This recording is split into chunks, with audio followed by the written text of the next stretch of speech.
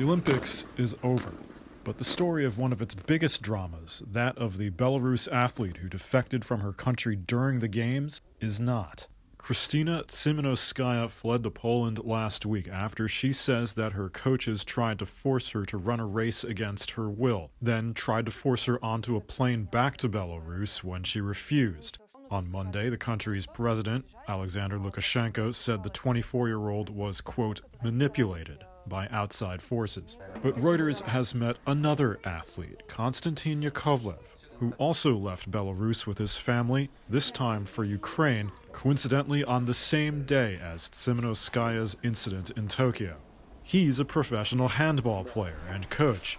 He says he's offering a rare snapshot into the sporting world they've left behind and Lukashenko's role in it.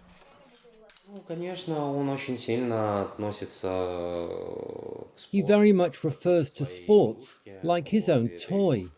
And this toy began to resist him, so to speak.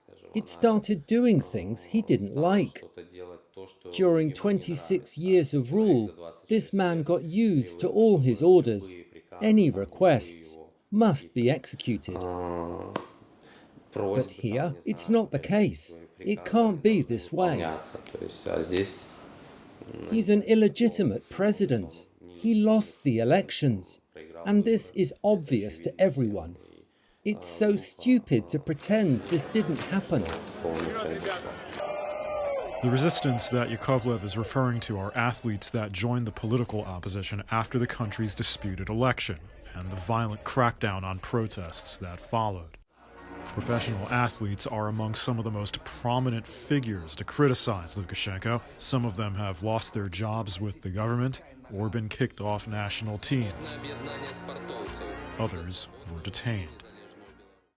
Yakovlev has a tattoo of him in his uniform. The numbers 23 and 34 on the uniform are a reference to the article in Belarus's administrative code under which he was detained for 2 weeks.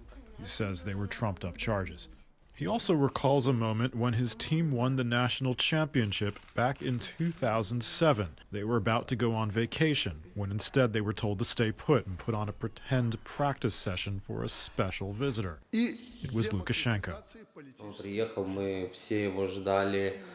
He came. We've been waiting for him. It was a big show. We had to put on our full uniforms. Back then, we probably treated it like it was fine. But now I understand how weird it was. The sports minister, it was Grigorov, if I'm not mistaken, came to us and said, "Boys, please don't fail." There were instructions about how we couldn't approach him. So many rules. In sports, we've definitely made a huge step back.